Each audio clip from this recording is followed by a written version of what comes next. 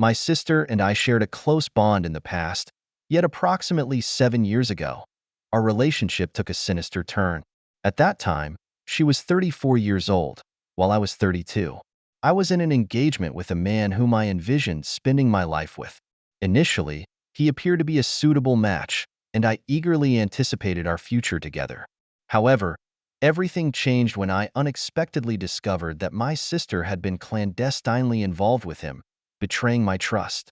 The situation escalated when I uncovered the fact that her 2-year-old daughter was, in fact, his child. Adding insult to injury, she was also pregnant with his second child. I was devastated.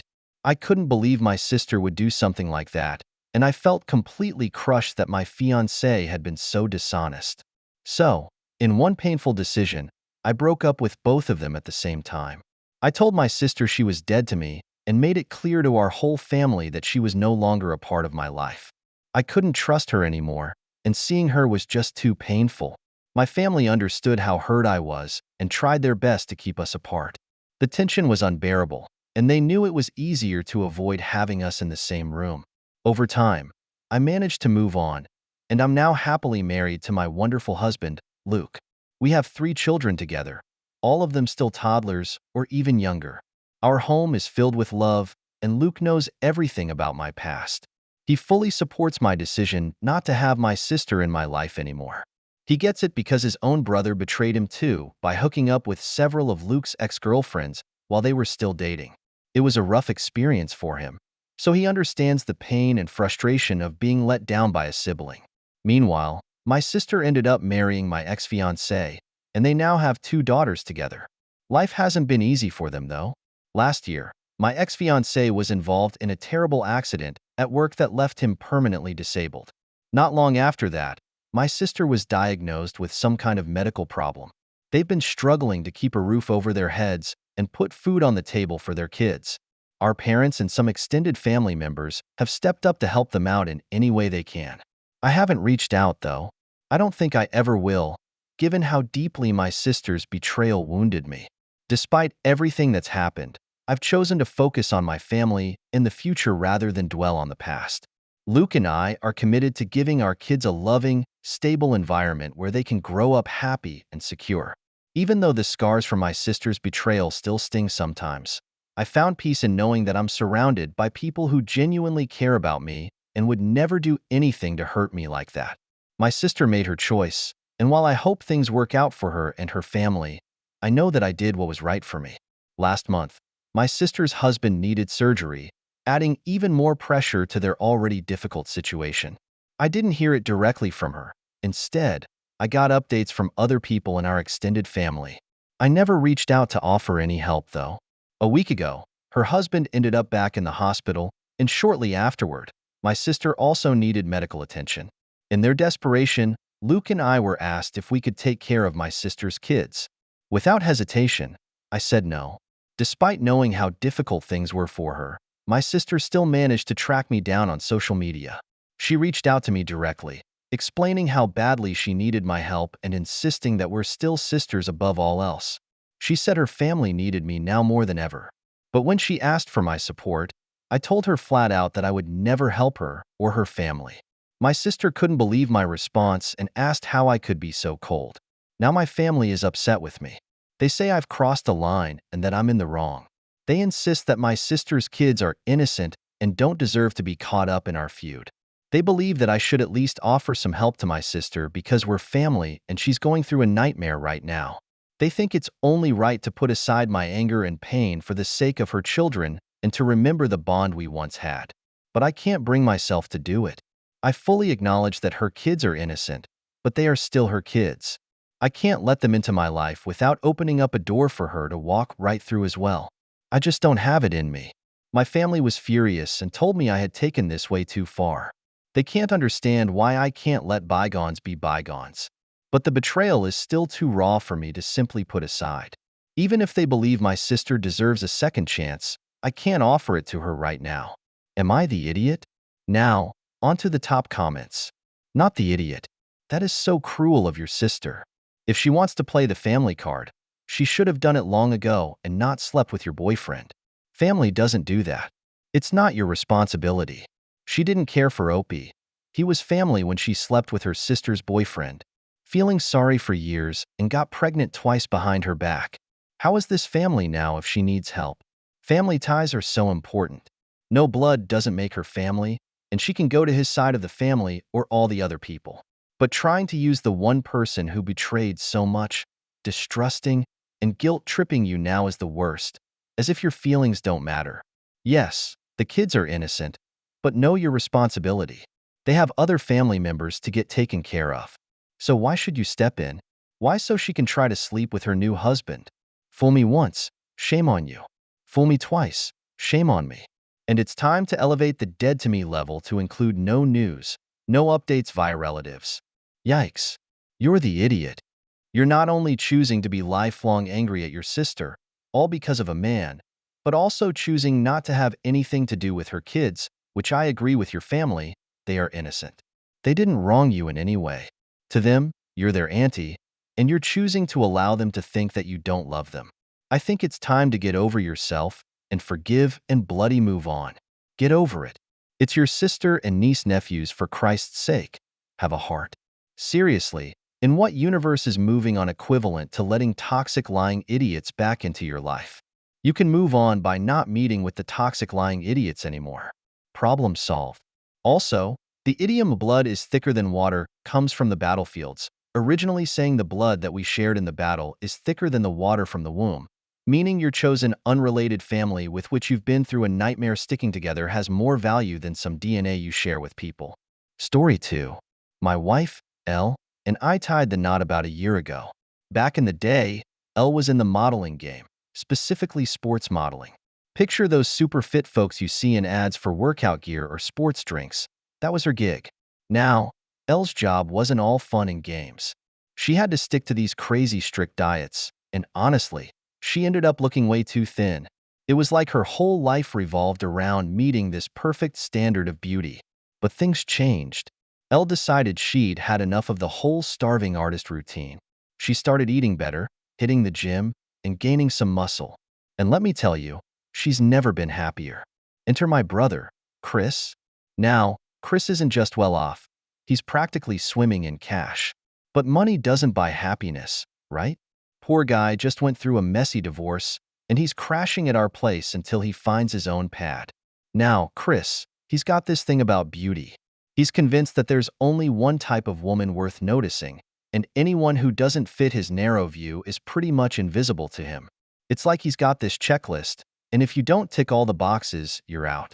So, the other day, Chris digs up some old magazines with Elle on the cover. He starts reminiscing about how stunning she looked back then.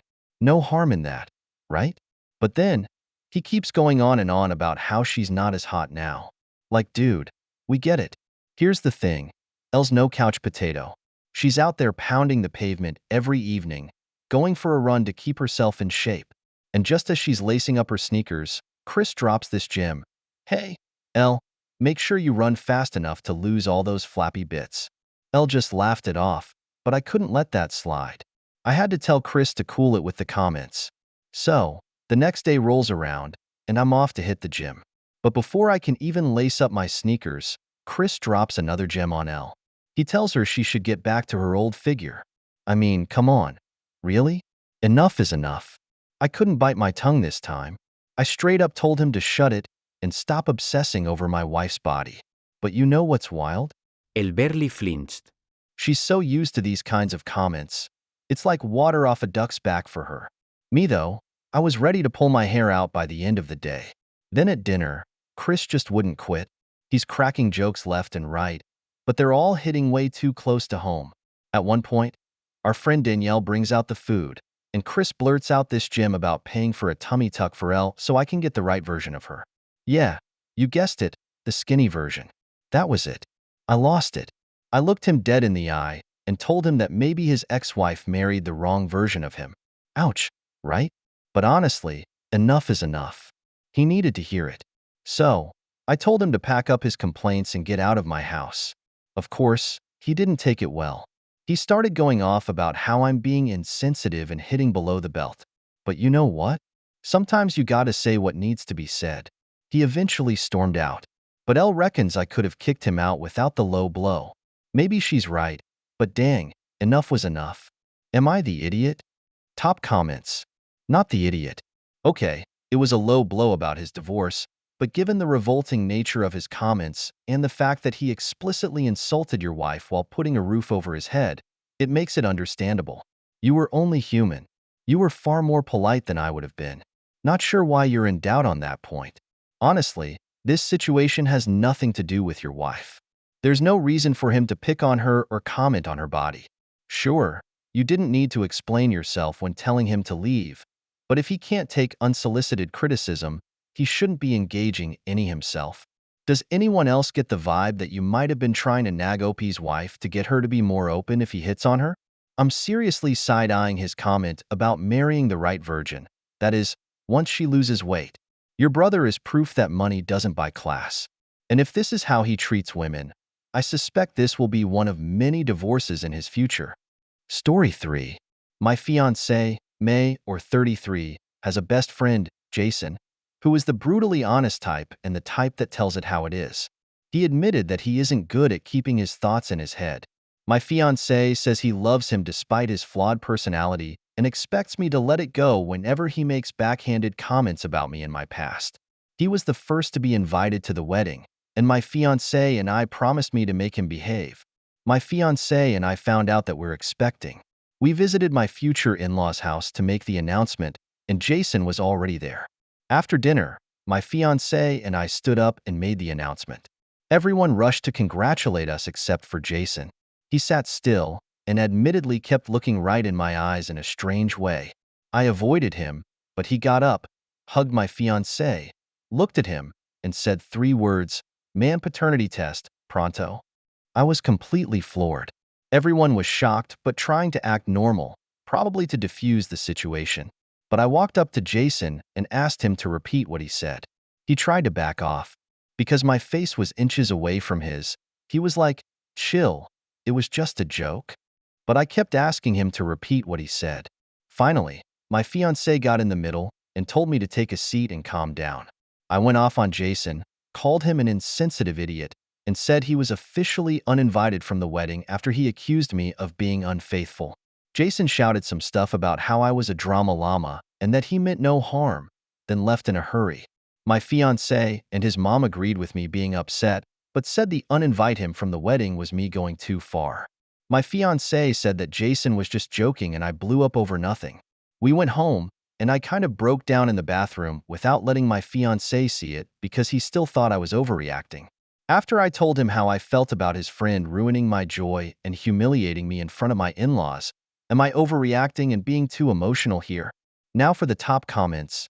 Not the idiot. A couple of things. First, Jason wasn't telling it like it is. He was being frigging insulting. You absolutely were within your rights to confront him and confront him hard. Accusing you of cheating? No, not acceptable. On top of that, if Jason truly had reason to believe you were unfaithful, the place for him to bring it up is in private, in a conversation with your fiancé, not in front of the extended family. That is no friend. He likes the drama he stirs up and is insinuating you cheated. At this point, you can have Jason at the wedding or me. This is your choice, not mine. I'm done tolerating his brutal honesty, which is just an excuse to say awful things and get away with it. I know so many men who would never tolerate any of the disrespect your fiancé has put you through. He can step up and be a partner who doesn't let the people in his life treat you like less, or he can go. Your fiancé needs to consider telling his friend to chill with his honesty. I'll call it what it is. Jason is using honesty as a front to be an idiot. He meant what he said. Your fiancé needs to step up and understand that letting his friend treat you and his unborn child this way is insulting, not only to you but also to him. Story 3. First off, I, female, 32, respectfully hate wedding culture and over the heavy weight it carries. Personally, I think it's pointless and exhausting to have a big wedding just for everyone else to enjoy except the couple. Been there, done that. So my future in-laws are very traditional folks. Thankfully, my fiancé isn't like that, and I was able to get him to see how overrated traditional weddings are. In-laws pretty clearly want a traditional wedding with all the works. Big party, big men, a whole wedding party, a private photographer, and a fancy expensive wedding dress to impress the guests, and a huge variety of food options as well as DJs and who knows what else. We're in the process of wedding planning.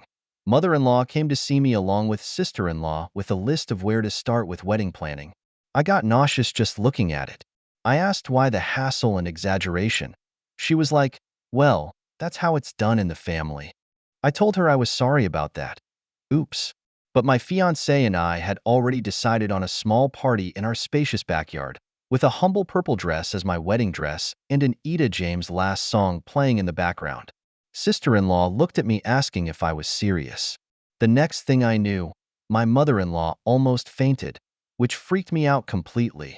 Then she regained her strength and began yelling at me, telling me that I was trying to make a joke out of her son and the family and demanded I stick to the list she gave me.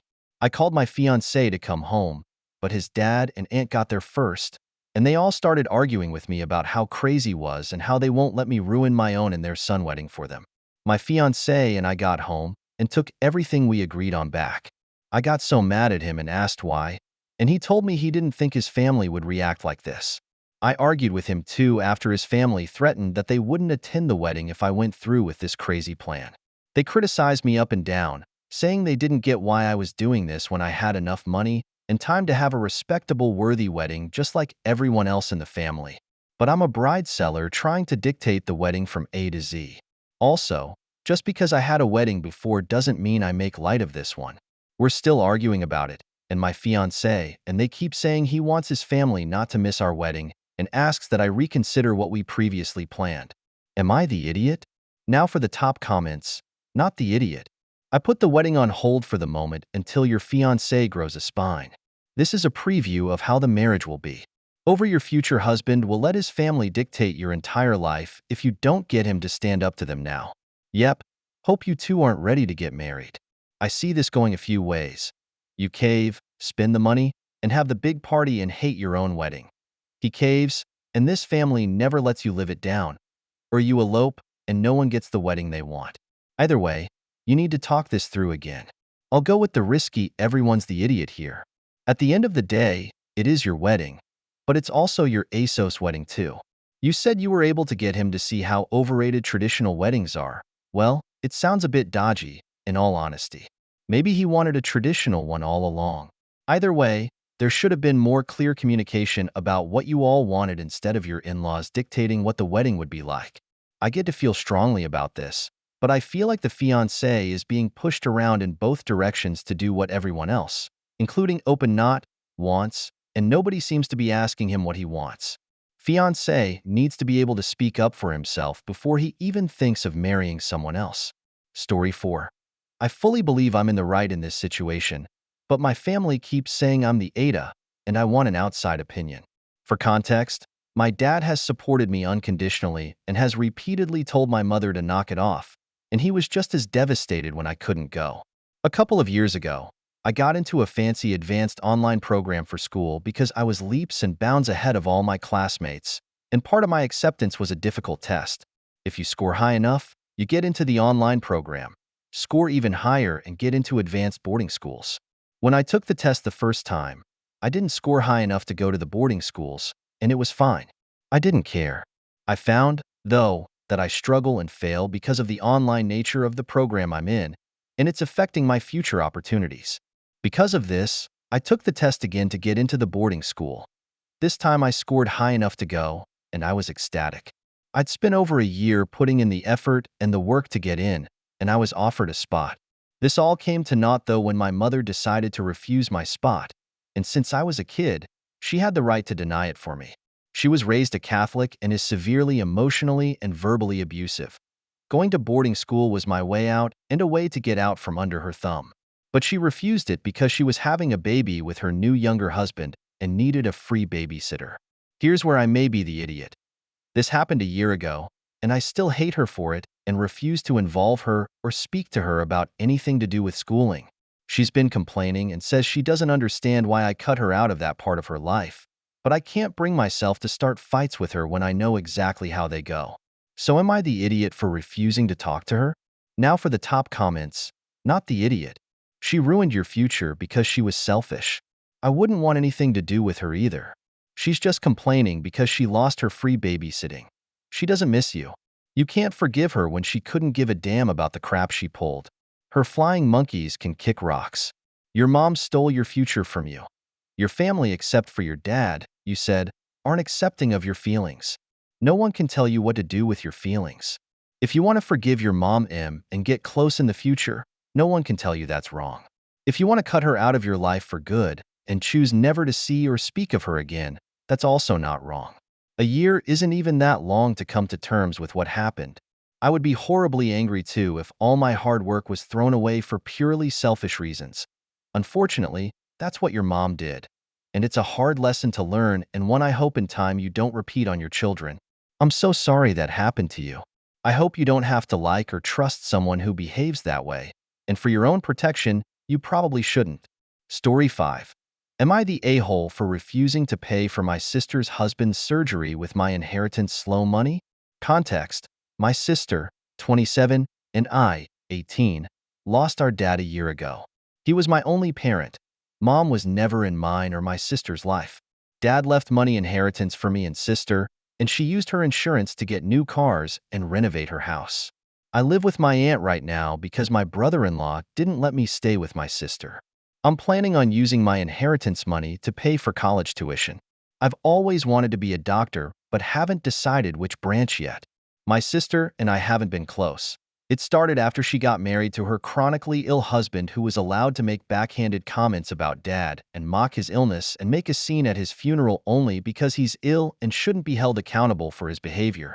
I've distanced myself, but my sister kept visiting a lot lately, venting about my brother-in-law's condition. He's been in and out of the hospital for heart problems and in need of surgery. She brought up my inheritance money several times, but I end up cutting the conversation. She then straight up asked if I could help pay for her husband's surgery, and she'd pay back in less than a year. I felt uneasy. If I give her money from my inheritance, which is a large amount, then there's no guarantee she'll pay back before it's time to apply for college. I'm taking a year gap, but I know my sister can't pay back that much, and I felt I was risking my future. I refused to help, and she had a meltdown at my aunt's house, calling me heartless, cruel, with no empathy. She said that her husband's health should be a priority and I needed to help because education is nothing compared to someone's health, and asked if I'd be happy to see her as a widow and my nephew with no father. My aunt suggested others pay, but most of them cut my sister and her husband off. I argued that her husband's poor health isn't my fault after she kept blaming and guilt-tripping me. My aunt chose not to intervene, but cautioned me about potential long-term damage to my relationship with my sister if I didn't offer assistance. Persistently, my sister bombarded me with messages and images, depicting the contentment of her family, emphasizing what I was rejecting: a blissful, thriving family unit with a devoted spouse and father figure. This overwhelmed me with guilt, casting me in a negative light as both an aunt and a sister. Seeking advice, my friend suggested that they should liquidate their cars and other luxurious possessions to fund the surgery. Additionally, he warned me against lending them money, cautioning that it might not be repaid, jeopardizing my aspirations of attending medical school.